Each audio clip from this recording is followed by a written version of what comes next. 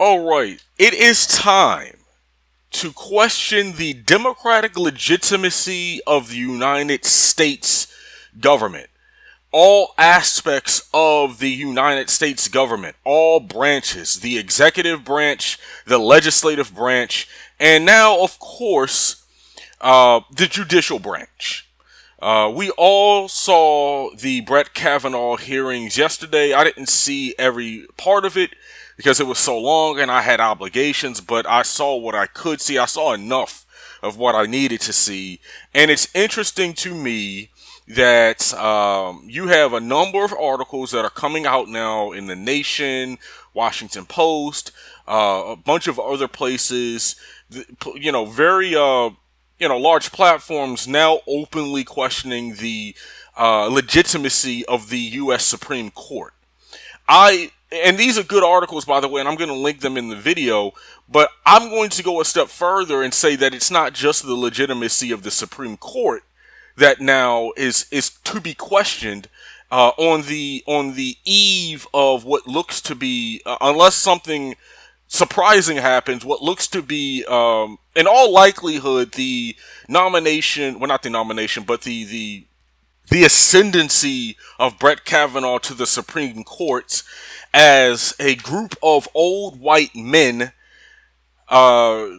decide the fate of numerous women, numerous groups of people who will be negatively impacted by Brett Kavanaugh because they just completely ignore. They don't care that this man, and whether or not you think that he's guilty of the accusations or not. The point is that there should at least be some sort of investigation into the claims being made against him. They don't want that because this is political for them. This is what political warfare looks like. Okay, they don't care about his crimes, potential crimes against women. They care that they're able to make the court as right-wing as it has ever been for another generation. That is what they care about. If he, whether or not he raped women or sexually abused women, that's neither here nor there to them. And they made that clear. People like Lindsey Graham made that clear yesterday. As the white rage and the white tears and the white fragility and all of the stuff that we like to talk about, all of this stuff was on full display, knowing damn well that a woman couldn't do that. A woman couldn't get on national television and get in front of the Senate Judiciary Committee and behave the way that Brett Kavanaugh behaved. A woman couldn't do that. Hillary Clinton surely didn't do that. A lot of people brought that up. And a black person couldn't do that. So all of these selective favoritism that we like to talk about was on full display in that hearing yesterday. And it's just very amazing to me. And yes, it's time to question the court's legitimacy. But like I said, not even just the Supreme Court. Okay, the entire legitimacy of the United States government is in question. Okay, you have the legislative branch, which, is only has the veneer of democracy at this point. Study after study and research has shown that they do not vote in line with what the American people want. So they are not really truly representative of the people. They might get voted in. You might have people voting in these con artists. Basically, these con artists, posing as politicians. You might have people who are actually voting for these people. Okay, but that doesn't necessarily mean that, the other aspect of democracy, which is supposed to be representative. You're supposed to, ideally, the way the system is supposed to work is you vote for these people and they get in and you're one of you're part of their constituency and they are supposed to represent you. That's ideally, if the system worked the way that it's supposed to, that's the way that it would work.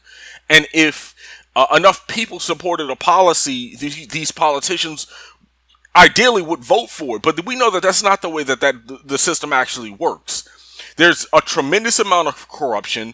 There's a tremendous amount of cronyism. There's a tremendous amount of backslapping and underhanded, shenanigans that are played within politics. It's just not a representative body. And if you don't have a representative government, then it's not a truly democratic government. You don't have a representative democracy. People have made this argument for quite some time, and I've even mentioned it before. But I think it's been past time to question the U.S. Congress's democratic legitimacy. Look at their approval rating. Most people in the country don't even like the U.S. Congress. Yet and still, you have these same people like Lindsey Graham, Orrin Hatch. You have these people who consistently get voted in election cycle after election cycle after election cycle after election cycle. Why do people keep voting these people in? It makes no sense to me. Yet and still, the Congress has an approval rating in the single digits.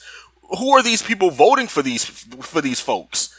It makes no sense to me. So clearly there's a disconnect between the voting population and the people who are actually being put into power.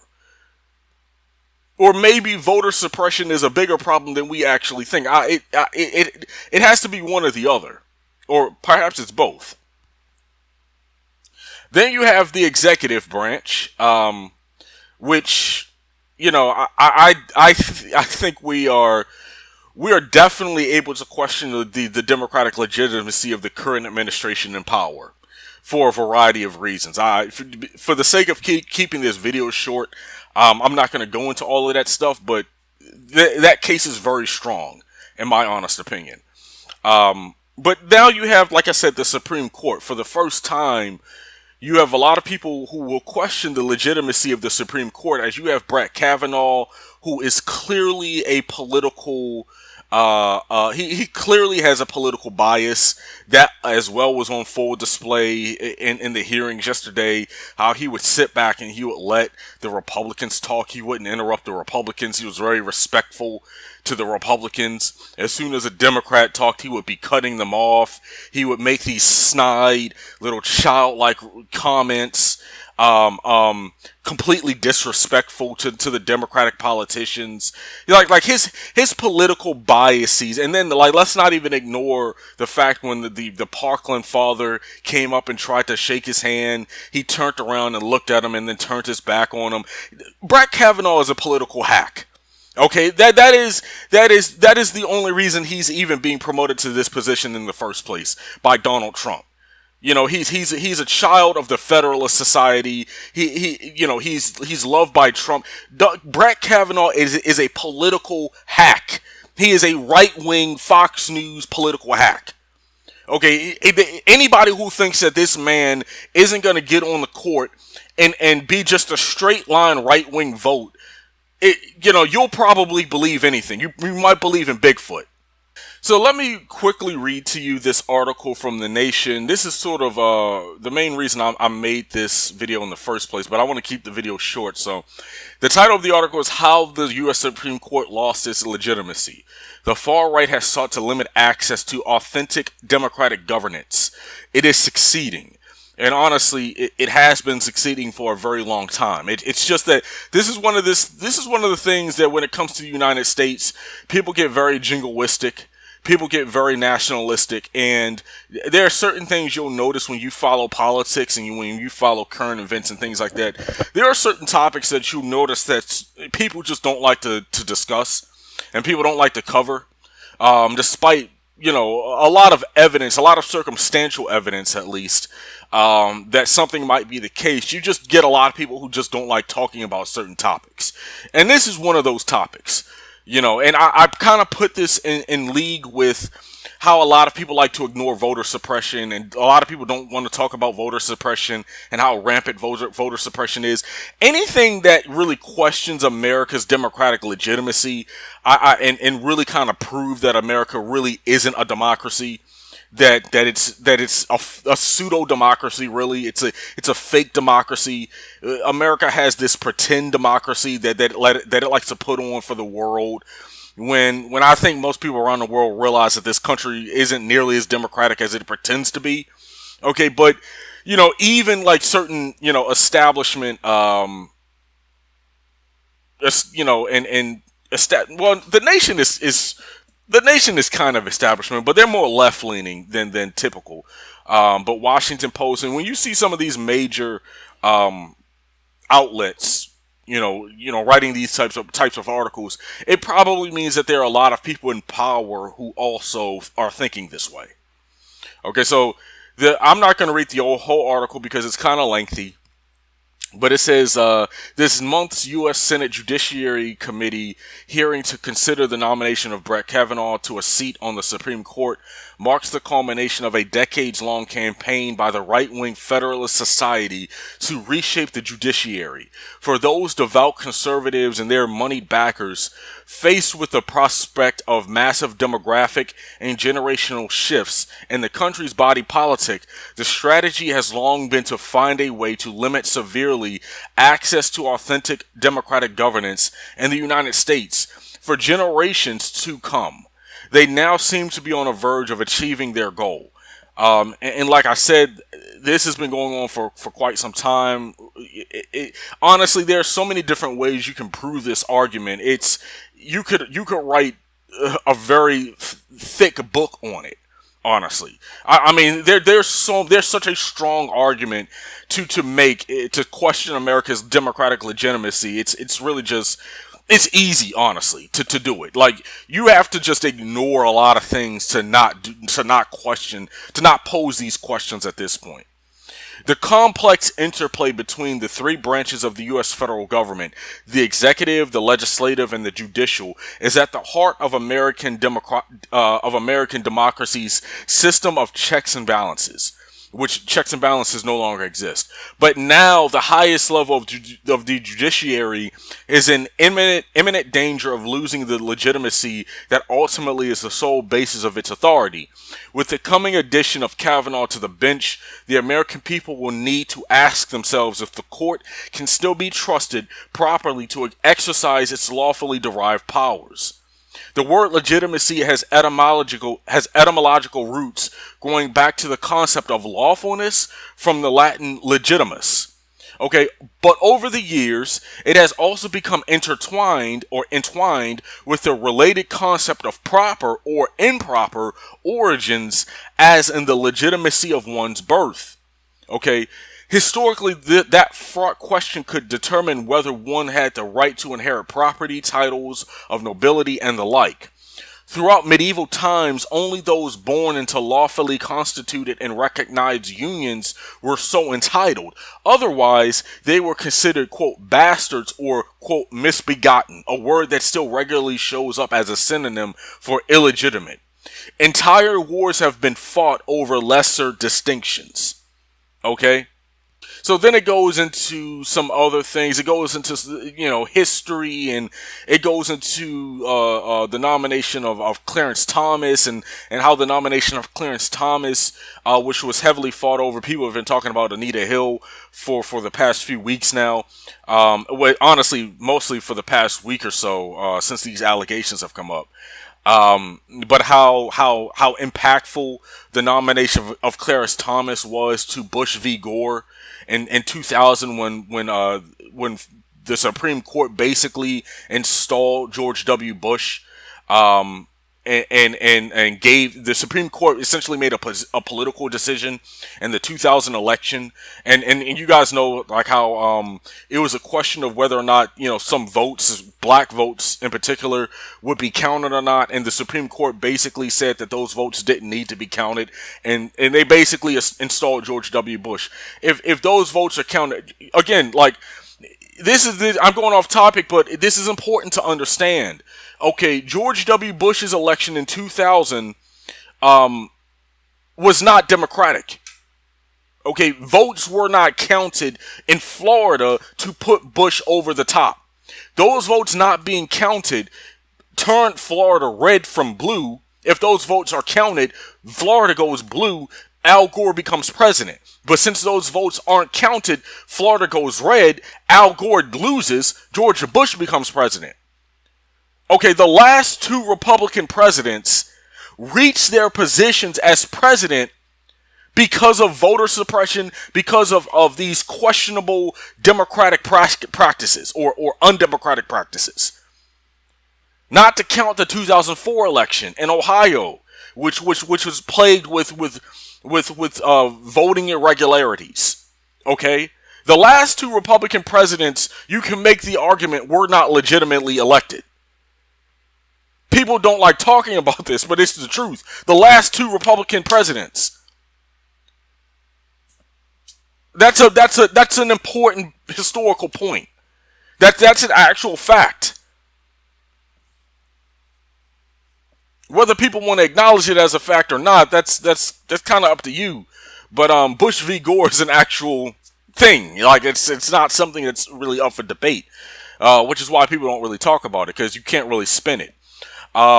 In doing so, well, I don't want to read that. I'm skipping around this article here. So yeah, let me go down and read some of this. It says, the same can be said for the Electoral College, which is another aspect of illegitimacy, in my honest opinion, within the United States electoral process, which allowed Donald Trump to claim victory in the 2016 presidential election, despite his having received 3 million fewer votes than his opponent, Hillary Clinton. Let me stop right there. So, the Electoral College has been around for a very long time. It is a holdover from the slavery era. Okay, now, historically, the popular vote lined up with the Electoral College vote. Okay, so there aren't many historical examples of the popular vote going one way and the Electoral College going another way. Okay, that happened in very clear fashion in 2016. Okay, which is a problem. Okay, because the Electoral College is not a democratic process.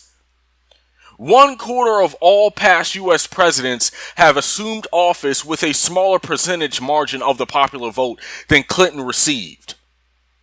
Moreover, Clinton achieved her high popular vote margin despite widespread voter disenfranchisement campaigns aimed at Democratic-leaning voters and states controlled by Republicans. That's exactly what I just said. To give one example, in Florida, where elections are regularly notoriously close, more than 1.5 million citizens, over 10% of the state's total number of adults, and 1 in 5 African Americans are denied the vote owing to non-violent criminal convictions, even after they have served their time in prison. Then there was the election interference conducted by the Russian government on Trump's behalf. Despite having no Democratic mandate to speak of, Trump and the Senate Democrats wasted no time in confirming Neil Gorsuch to Garland's rightful seat on the court. Between the kabuki theater of Gorsuch's nomination hearing and the circumstances that allowed for his nomination in the first place, his tenure on the court will always have a asterisk next to it. For as long as he presides, Gorsuch's will need to be considered a, quote, bastard vote in all future 5-4 decisions. That is an excellent point. Every vote that Gorsuch makes needs to have an asterisk mark next to it. That is a, quote, bastard vote, as this article says. And it's going to be the same for Brett Kavanaugh as well.